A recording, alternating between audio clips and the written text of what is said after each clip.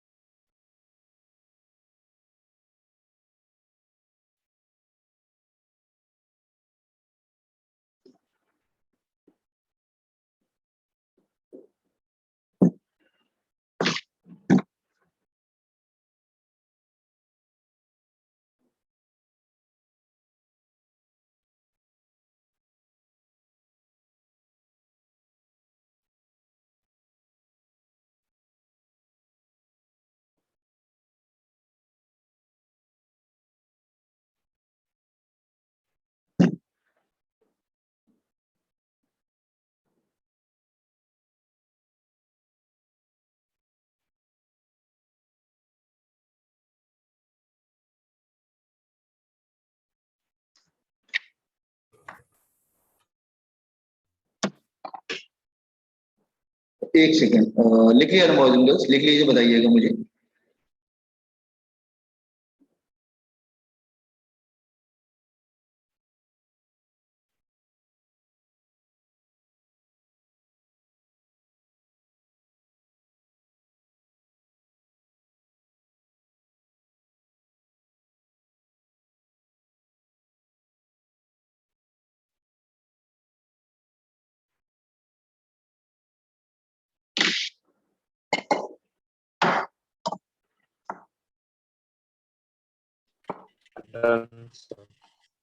हाँ, अच्छा, मैं अभी देख रहा था आपकी बुक में ऐसे दिया हुआ है ये ग्राफ, ये वाला ग्राफ। आई डोंट नो कैसे दिया गया है, देख लेना। मैं तो हमेशा इस तरह से ड्रॉ करता हूँ, क्योंकि जैसे ही T is equal T C होगा वो एकदम से इनफाइनाइट हो जाएगा। आपकी बुक में ऐसे दिया गया है, तो मैं उसको भी आपको बता देता हूँ।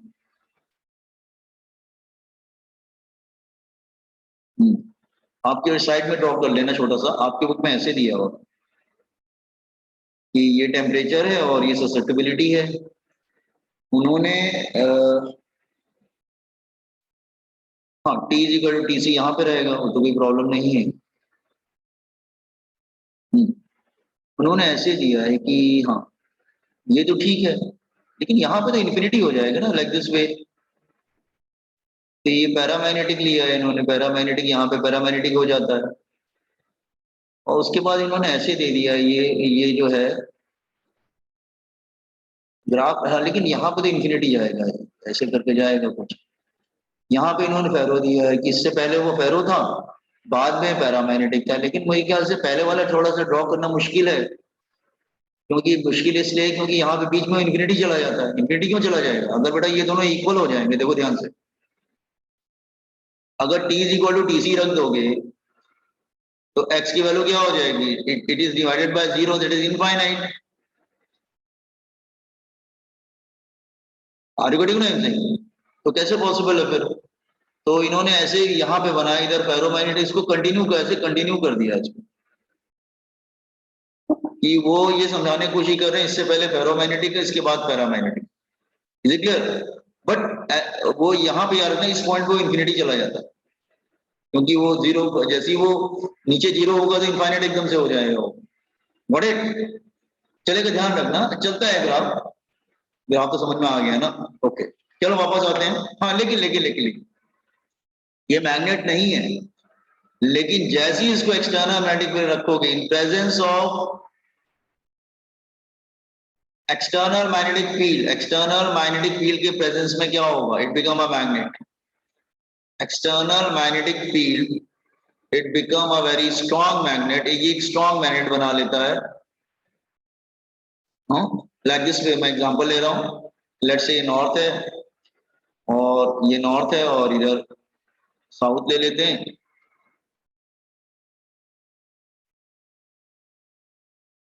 साउथ एंड नॉर्थ, और ये जो पीस इसको लाके हम यहाँ पे रख देते हैं इधर, हाँ? इसको हम अगर यहाँ पे लाके रख देंगे तो it become what will happen,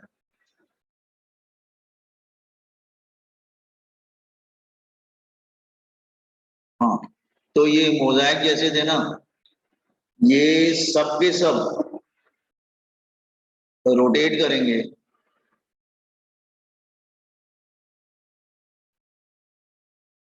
सब के सब रोटेट कर जाएंगे और सब सेम डायरेक्शन में हो जाएंगे। जैसे एक्सटर्नल फील्ड तुम्हारी कैसे जा रही है, लाइक दिस पे,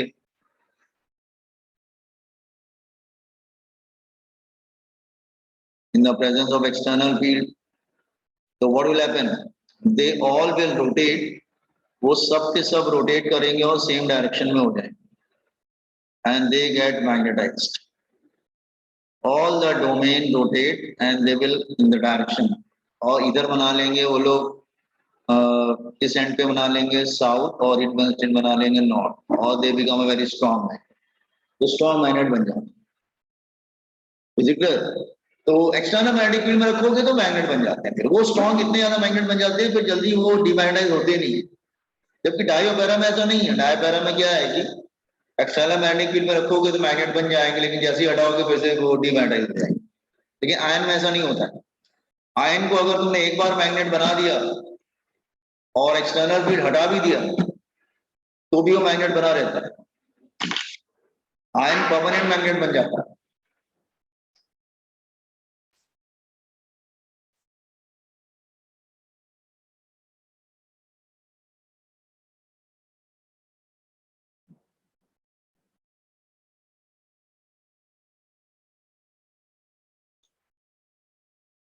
इसमें भी बहुत तरीके के होते हैं, मतलब डोमेन का रोटेट करना,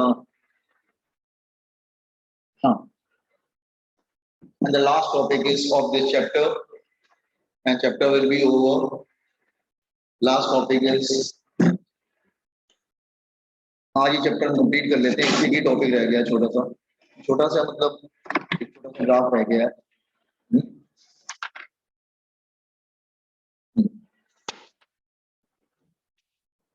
Completed.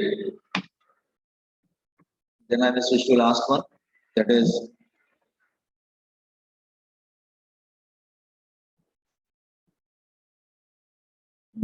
that is hysteresis.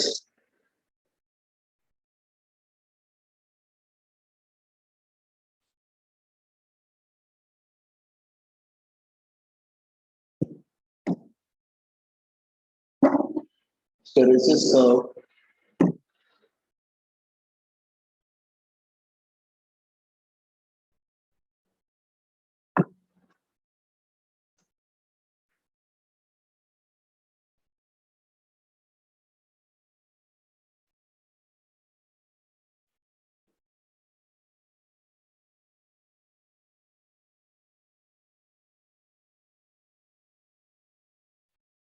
let H is magnetizing field,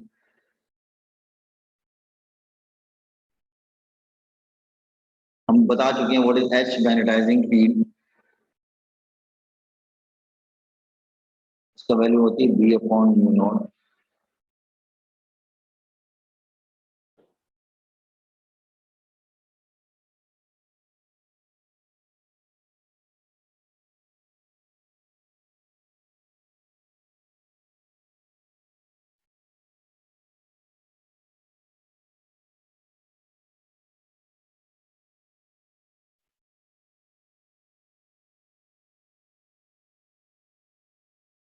और हम ले लेते हैं there two thing, magnetising field जो सब्सटेंस को मैग्नेटाइज कर रही है, एंड बी ले लेते हैं मैग्नेटिक फील्ड इनसाइड, एक magnetic field develops inside ferromagnetic substance.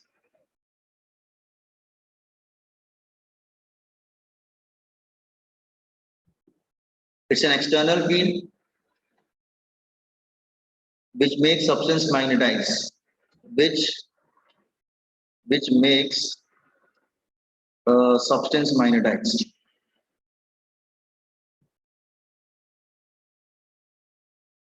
H क्या है, जो फील्ड सब्सटेंस को मैग्नेटाइज कर रही है, और बी क्या है, मैग्नेटिक फील्ड जो डेवलप हो गया इनसाइड फेरोमैग्नेटिक सब्सटेंस, जैसे आयन, से फॉर एग्जांपल आयन। नाउ अच्छा, ऊपर वाला डायग्राम हो गया ना बॉयज एंड गर्ल्स?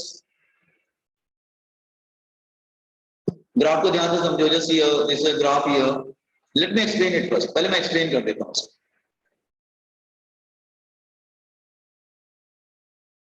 ग्राफ को ध्यान से समझो, फेरोमैग्नेटिक सब्सटेंस के अंदर मैग्नेटिक प्रॉपर्टी डेवलप हो रही है, उसको हम वाई एक्सिस पे, और जो फील्ड मैग्नेटाइज कर रही है उसको हम एक्स एक्सिस से लेते हैं।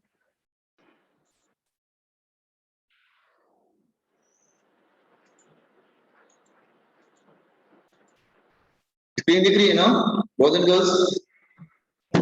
हाँ, देखो ये सब्सटेंस है फेरोमैग्नेटिक सब्सटेंस, उसके अक्रॉस हमने क्या किया, मैग्नेटिक फील्ड अप्लाई किया, मैग्नेटाइजिंग, और सब्सटेंस धीरे धीरे मैग्नेट बनता जाएगा, उसके अंदर डेवलप होता है, डेवलप का मतलब उसके अंदर मैग्नेट बनता जा रहा है इनसाइड फेरोमैग्नेटिक सब्सटेंस। तो लेट्स से आपने आयन का पीस लिया, उसको मैग्नेटाइज करना स्टार्ट किया, ठीक है, तो ग्राफ कैसे बनेगा, आयन का पीस धीरे धीरे मैग्नेट बनेगा, धीरे धीरे मैग्नेट बनेगा, उसके बाद वो एक टाइम आएगा फुल्ली मैग्नेटाइज हो जाएगा, now it become a completely magnet. इस पॉइंट पे ये धीरे धीरे आयन का पीस मैग्नेटाइज हो रहा था, मैग्नेटाइज हो रहा था, उसके बाद सैचुरेट हो जाएगा, सैचुरेशन आ जाएगा, मतलब it's a saturation point, saturation,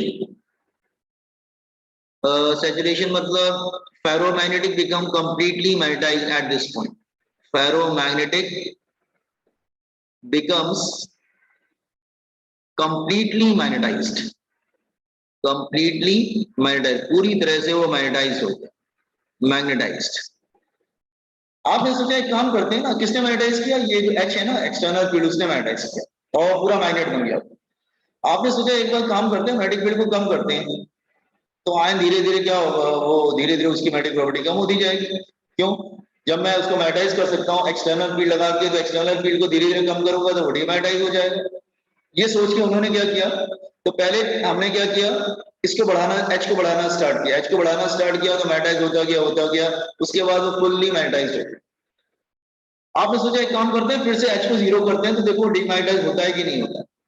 आपने इसको कम करना स्टार्ट किया, लेकिन जब कम करना स्टार्ट किया तो आयन धीरे धीरे डीमैग्नेटाइज होगा। आपने एच को कम कर, पहले एच को बढ़ा रहे थे, अब एच को कम कर रहे हो, तो वो धीरे धीरे डीमैग्नेटाइज होगा, जैसे लेकिन आप एच को जीरो भी कर दोगे तो भी वो डीमैग्नेटाइज नहीं होगा। आपने एच की वैल्यू वापस जीरो भी कर दी, लेकिन वो डीमैग्नेटाइज नहीं हुआ, उसके अंदर मैग्नेटिक प्रॉपर्टी थोड़ी सी रह गई। तो आप देखो ना, इसको मैग्नेटाइज कौन कर रहा था, एच मैग्नेटाइज कर रहा था, तो एच ने क्या किया, मैग्नेटाइज करना स्टार्ट किया, पूरा मैग्नेटाइज हो गया, आयन मैग्नेट बन गया। लेकिन आपने सोचा एक काम करते हैं, फिर एच को जीरो कर देते हैं, लेकिन जैसे ही एच को जीरो किया, आप कुछ भी कर लो, अब आयन एक बार मैग्नेटाइज आयन हो जाता है ना, तो फिर वो डीमैग्नेटाइज नहीं होगा, उसके अंदर थोड़ा बहुत कम होगा, लेकिन 100% डीमैग्नेटाइज नहीं होगा, थोड़ा बहुत मैग्नेटिक प्रॉपर्टी आयन के अंदर रह जाएगी। ये बस समझ में आया कि उसके अंदर मैग्नेटिक प्रॉपर्टी क्यों रह जा रही है, क्योंकि वो एक बार मैग्नेट बन गया तो अपनी मैग्नेटिक प्रॉपर्टी वो जल्दी लूज नहीं करेगा। आर्गुमेंटिंग एच क्या काम कर रहा था, एच ने क्या किया, आपने पहले एच को एक्सटर्नल फील्ड को बढ़ाते गए आयन मैग्नेट बन गया मैग्नेट, फुल्ली सैचुरेशन पॉइंट पे आ गया, पूरी तरह से मैग्नेट बन गया। अब आपने सोचा मैं एच को कम करता हूं, एच को मैं कम करता जाता हूं, कम करता, एच को जीरो कर दो, वापस ले एक्सटर्नल फील्ड को जीरो कर दो, कोई फर्क नहीं पड़ता, आयन थोड़ा सा कम होगा लेकिन उसके अंदर मैग्नेटिक प्रॉपर्टी रह जाएगी। तो आर्गुमेंटिंग आयन के अंदर मैग्नेटिक प्रॉपर्टी क्यों रह जा रही है बॉयज एंड गर्ल्स? तो इस पॉइंट, इस ये जो ग्राफ में ये जो गैप आ रहा है ना, दिस गैप, ये जो गैप आ रहा है, इसको हम लोग बोलते हैं रिटेंटिविटी, रिटेंटिविटी, रिटेंटिविटी, BIT का। तो इसका मतलब जो ग्राफ में ये डिस्टेंस आ रहा है ना, रिटेंट, जितना मैग्नेटिक प्रॉपर्टी इसके अंदर रहेगी, दैट इज कॉल्ड रिटेंटिविटी। तो रिटेंटिविटी समझ में आया क्या होता है? बॉयज एंड गर्ल्स समझ में आया? हेलो, आप लोग को रिटेंटिविटी बताइए ना एक बार। एक्चुअली देखो वो पूरी तरह से मैग्नेटाइज नहीं होगा, थोड़ी बहुत मैग्नेटिक फील्ड रह जाएगी, तो जो मैग्नेटिक फील्ड रह जाती है उसको बोलते हैं रिटेंटिविटी। जीरो से ये पार्ट रह गया ना, ये वाला मैग्नेटिक फील्ड वाई एक्सिस पे लिया है ना, तो ये पार्ट जो होगा उसको रिटेंटिविटी बोलेंगे। Yes sir. अच्छा, फिर आपने सोचा एक काम करते हैं, इसको मैं मैग्नेट बना, इसको डिमैग्नेटाइज करके रहूंगा। आपने क्या किया, अब आपने एक्सटर्नल अपोजिट डायरेक्शन में मैग्नेटिक फील्ड अप्लाई करना स्टार्ट कर। पहले राइट की तरफ कर रहे थे, अब लेफ्ट की तरफ करना स्टार्ट कर। देखो मैं समझा, देखो बेटा, पहले ही ऐसा था, देखो पहले इसके मोजाइक क्या थे, इधर उधर थे, कोई इधर था, कोई इधर था, कोई इधर था, कोई इधर था, कोई इधर था। आपने मैग्नेटाइज कर दिया, यहाँ पे आया, पूरी तरीके से मैग्नेटाइज हो गया, सब सेम डायरेक्शन में आ गए, सब सेम डायरेक्शन में आ गए लाइक दिस। लेकिन आपने जब इसको एच को जीरो किया तो वो डिमैग्नेटाइज नहीं हुआ। फिर आपने कहा मैं तो डिमैग्नेटाइज करके रहूंगा, तो आपने फिर अपोजिट डायरेक्शन में अप्लाई करना स्टार्ट किया, माइनस एच की तरफ। तब आयन क्या होगा, फिर इसको डोमेन डिस्टर्ब होने लगेंगे और फिर वापस आने लगेंगे, फिर नॉर्मल होने लगेंगे जैसे ये। और एक पॉइंट ऐसा आएगा, रुकिए, ये कम होने लगेगा मैग्नेटिक प्रॉपर्टी और ये हो जाएगा जीरो। तो यहाँ पे मैं बी का वैल्यू जीरो हो गया, मतलब वो कंप्लीटली फिर से डिमैग्नेटाइज हो गया। लेकिन एच का वैल्यू तो जीरो नहीं है ना, जब एच का वैल्यू जीरो होता है तो मैग्नेटिक फील्ड उसके अंदर जीरो नहीं थी, और जब तुमने अपोजिट डायरेक्शन में लगा के उसको जीरो बना भी दिया, लेकिन एच की वैल्यू जीरो नहीं है, आगे लेकिन आप उसको लगाते हैं, अब यहाँ पे जीरो हो गया। तो इस पॉइंट के ये जो गैप आ रहा है ना, इसको हम लोग बोलते हैं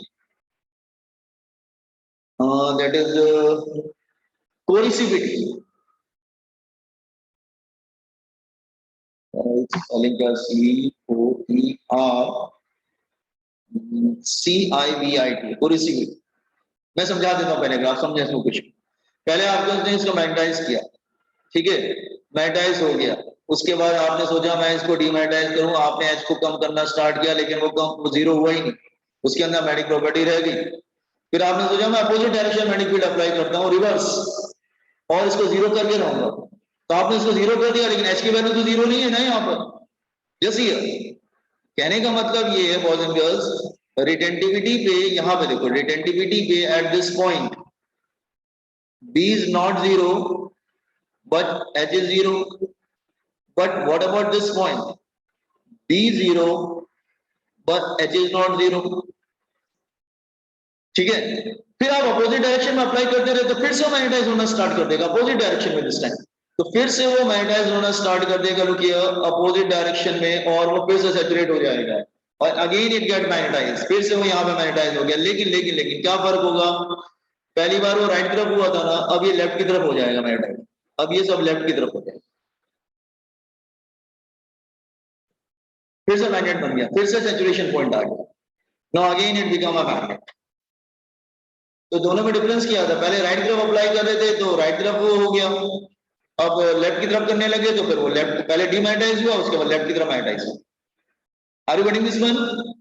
फिर आपने चेंज किया, फिर सोचा फिर मैं राइट की तरफ करता हूँ, फिर मैं इसको जीरो करके, आपका इंटेंशन क्या है कि मैं इसको इधर लाऊंगा, इस जगह जीरो पे लाऊंगा, ओरिजिन पे लेके आऊंगा, लेकिन ओरिजिन पे नहीं आ रहा है वापस।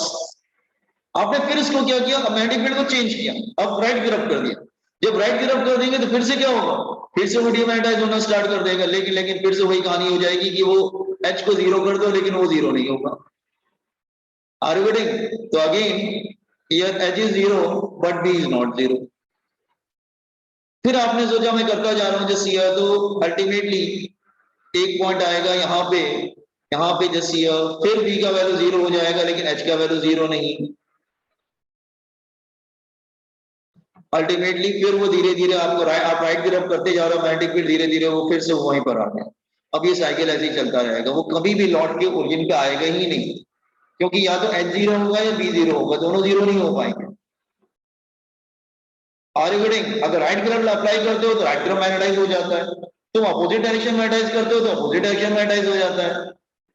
ठीक है, यहाँ एक पॉइंट पे बी जीरो होता है, लेकिन वहां पे एच का वैल्यू जीरो नहीं होता है, और जहां पे एच को जीरो करते हैं वहां पे बी जीरो नहीं होता है। Are you getting this point? Okay, ये आपको समझ में आया क्या मैं क्या समझाया ग्राफ? ठीक है, सो इसको बोलते हैं हिस्टेराइसिस कर्व। ये लूप बन गया, मतलब ये आयन कभी भी 100% मतलब ऐसा नहीं हो सकता कि एक्सटर्नल फील्ड को भी जीरो करो और आयन के मैग्नेटिक फील्ड को भी जीरो कर दो, ये पॉसिबल है ही नहीं। एक बार अगर वो मैग्नेट बन गया, आप देखो ऐसा कोई भी पॉइंट नहीं मिल रहा है जहां पे एस जीरो और बी जीरो स्टार्टिंग के बाद। Are you getting hysteresis curve? समझना है आपको boys and girls? Yes, sir. ठीक है, copy done this one fast. अच्छा, इसका जो लूप होता है, इसका लूप, ये जो लूप का जो एरिया है, अगर मैं इसका नेमिंग कर देता हूँ, लेट्स से नेमिंग कर देता हूँ, ये आपकी बुक में नेमिंग किया गया है क्या? फिर वो अपोजिट डायरेक्शन, फिर मैग्नेटाइज, हाँ। इसका एरिया क्या देता है? 1 मिनट, जस्ट मिनट का इसका एरिया आप लिख ड्रॉ कर लीजिए जल्दी से। फ्रिक्वेंटिविटी नेक्स्ट चैप्टर में स्टार्ट करेंगे।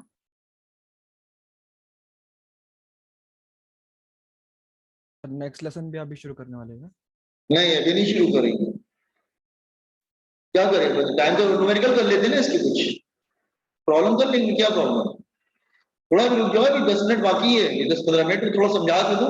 अच्छा, टॉपिक खत्म हो गया, थोड़ा एक्सप्लेनेशन रह गया इसका, जल्दी कर लीजिए आप इसको।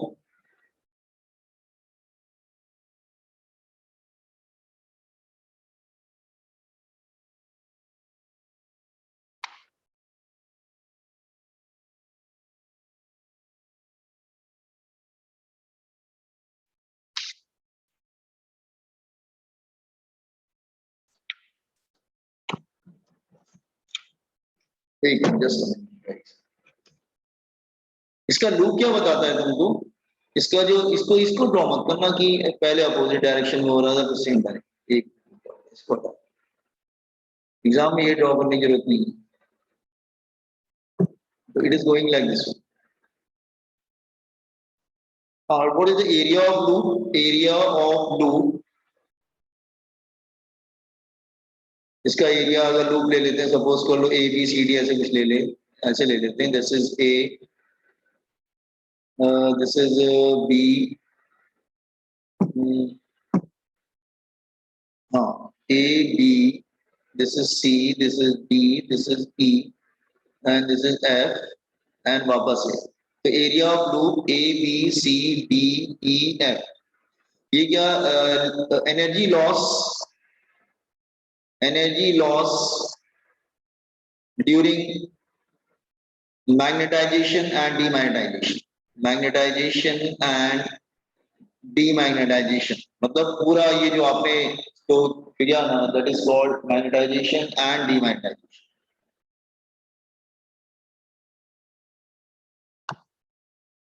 तो उसका कब समटाइम पूछ लेते हैं एमसीक्यूज में कि उसका एरिया क्या रिप्रेजेंट करता है, तो आप ध्यान रखना ना कि वो एरिया रिप्रेजेंट करता है एनर्जी लॉस।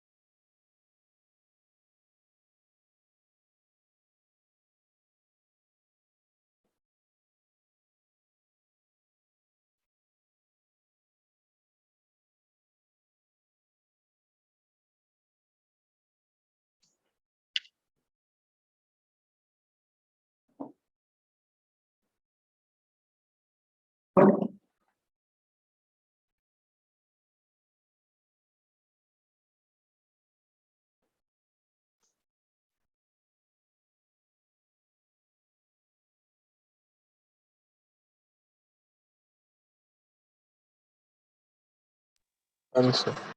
अच्छा, ये नीचे ये लिखा है वो याद रखना, बना लिया ना आपने बॉयज एंड गर्ल्स?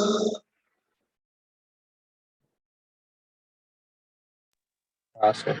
अच्छा ठीक है, अच्छा, दो बातें आ रही है, ये भी एमसीक्यू में पूछ लेते हैं। सिलेक्शन कैसे किया जाता है, ये सीईटी पॉइंट ऑफ व्यू से बता रहा हूँ, शायद आपके बुक में दिया हुआ सीईटी पॉइंट ऑफ व्यू से कि जैसे मान लो एक होता है परमानेंट। आप देखते हैं ना, जब फैन वगैरह में फैन के अंदर भी मैग्नेट होता है, जो सीलिंग फैन होता है, लेकिन वो टेम्परेरी मैग्नेट होता है, उनको हम इलेक्ट्रोमैग्नेट कहते हैं। तो मैग्नेट दो तरह के होते हैं, एक होता है temporary magnet, they are electromagnet, एक होता है कि परमानेंट मैग्नेट, जैसे स्टील वगैरह परमानेंट मैग्नेट बन जाता है। Are you getting? ऐसे मतलब, तो sometime they ask this one here,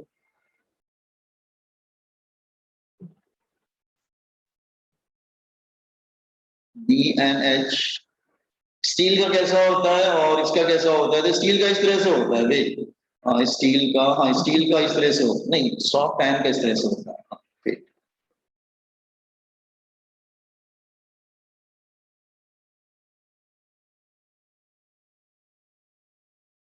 उसका लूप ऐसे आता है, ठीक है। आप देखो रिटेंटिविटी ज्यादा दिख रहा है, कोरिसिविटी कम दिख रहा है। रिटेंटिविटी आपको बताया था ना, देखो ये पार्ट रिटेंटिविटी वाला ज्यादा दिख रहा है, कोरिसिविटी वाला कम दिख रहा है, ठीक है। ये तुम्हारा सॉफ्ट आयन है, लेकिन आपका ये जो दूसरा होता है that is steel permanent magnet जो बनता है, उसका अपोजिट होता है, उसका लाइक दिस वे,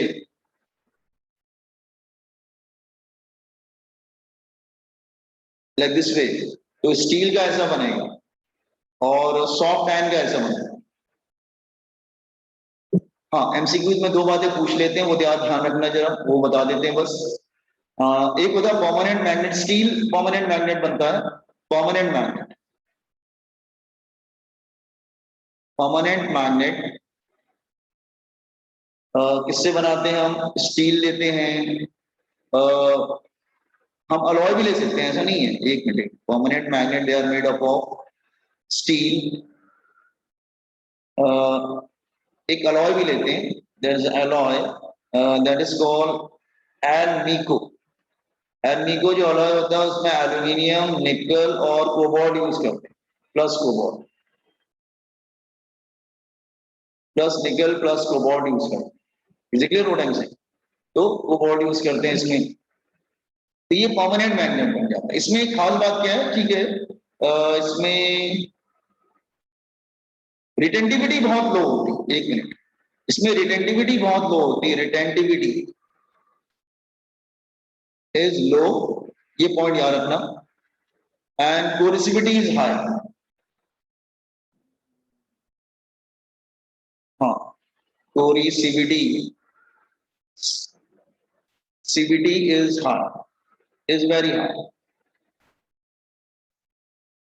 और इनका जो क्यूरी टेम्परेचर होता है वो भी बहुत हाई होता है। TC मतलब क्यूरी टेम्परेचर, हाँ इतना बहुत है। और जो एक होता है temporary magnet, they are electromagnets, इसको देखो, ये प्रॉपर्टी का ध्यान रखना, इलेक्ट्रोमैग्नेट्स उल्टा होता है। जो टेम्परेरी मैग्नेट्स बनते हैं, करंट पास करते हैं तब मैग्नेट बनते हैं। ये सॉफ्ट आयन ले लेते हैं, इसमें सॉफ्ट आयन, इसमें क्या होता है? उल्टा होता है, रिटेंटिविटी इज वेरी हाई,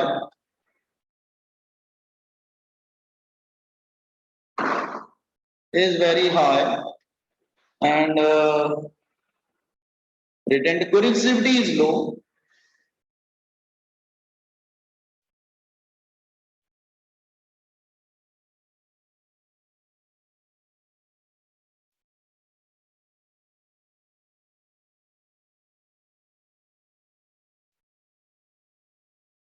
इतना याद रखना बस, आई थिंक इतना सफिशिएंट है सीईटी के लिए, that is sufficient. Are you getting? So we have completed this chapter.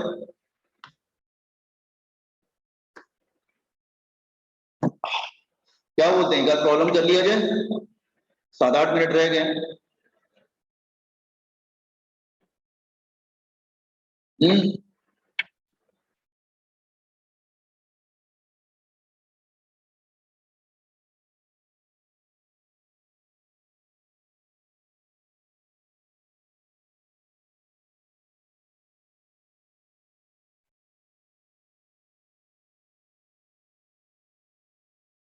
हाँ boys and girls, Yes, sir. Yes sir. हम लोग कुछ प्रॉब्लम कर ले, तो इसके प्रॉब्लम कर लेते हैं ना, कुछ चैप्टर तो हो गया हमारा ऑलमोस्ट। ठीक है, देख लेता हूँ मैं आपकी बुक, देख लेता हूँ। जस्ट रुक जाओ हमारी बुक किधर गई? हाँ।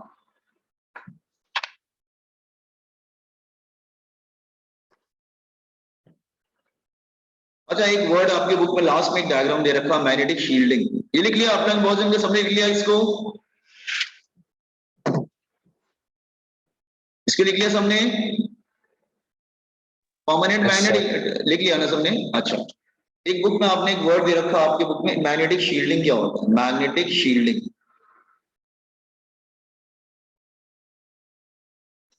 मैग्नेटिक शील्डिंग क्या है कि सपोज कर लो कुछ डिवाइसेस होती है, जैसे वॉचेस होगी, बहुत कॉस्टली जो वॉचेस होती हैं, महंगी जो घड़ियां होती हैं, ठीक है, या कुछ ऐसा डिवाइस है हमारे पास, कुछ ऐसी ऑब्जेक्ट है जिसको हमें मैग्नेटिक फील्ड से बचाना है, क्योंकि हमें मालूम होगा उसके अंदर मैग्नेटिक फील्ड चली जाएगी तो क्या होगी, वो खराब हो जाएगी, और उसको खराब कर देगी मैग्नेटिक। तो हम लोग मैग्नेटिक शील्डिंग करते हैं। कैसे करते हैं? एक रिंग जैसा सपोज कर लो, रिंग जैसा हम ले लेते हैं, आयन रिंग ले लेते हैं, आयन रिंग ले लेते हैं, दिस इज आयन रिंग, ठीक है। आप देखेंगे आयन रिंग ले लो, आयन रिंग, तो आपको मालूम है ये फेरोमैग्नेटिक सब्सटेंस बन जाएगा, तो जैसे ही मैग्नेटिक फील्ड जाएगी वो सब इसके थ्रू होके जाएगी, वो जितनी भी मैग्नेटिक फील्ड है सबको अट्रैक्ट कर लेगा, लाइक दिस वे, किसी को सबको अपनी तरफ जा ले जाएगा, लाइक दिस वे। तो अंदर से मैग्नेटिक फील्ड जा ही नहीं पाती है, फिर अंदर नहीं जा पाती है, तो अंदर मैग्नेटिक फील्ड जीरो होती है। तो ये जो एक एरिया आ गया ना, ये शील्डेड एरिया आ गया, ये शील्डेड एरिया हो गया, मतलब अब इस एरिया के अंदर मैग्नेटिक फील्ड कभी नहीं जा सकती।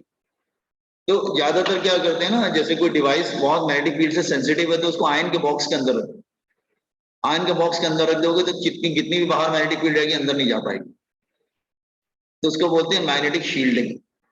Have you understood what is magnetic shielding, boys and girls?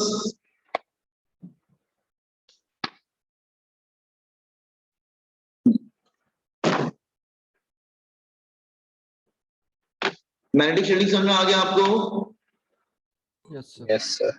हाँ,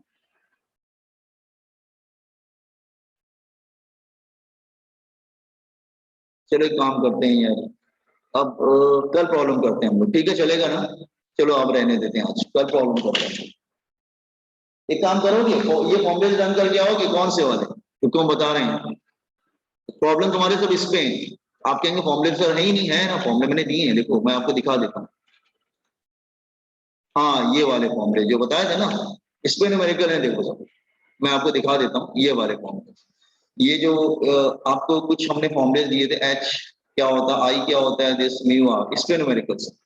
तो ये फॉर्मूला एक है, फॉर्मूला ये हो गया, देन ये फॉर्मूले हो गए दो, ठीक है, फिर ये तीसरा फॉर्मूला ये, और ज्यादातर न्यूमेरिकल इस पे बेस्ड है, ये वाले फॉर्मूले सब,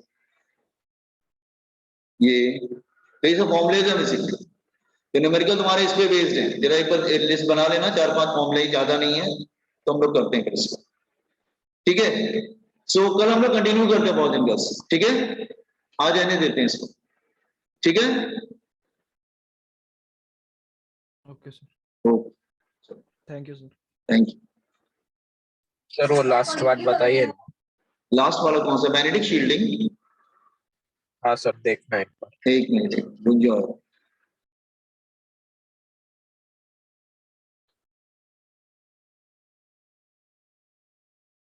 हाँ, मैग्नेटिक शील्डिंग,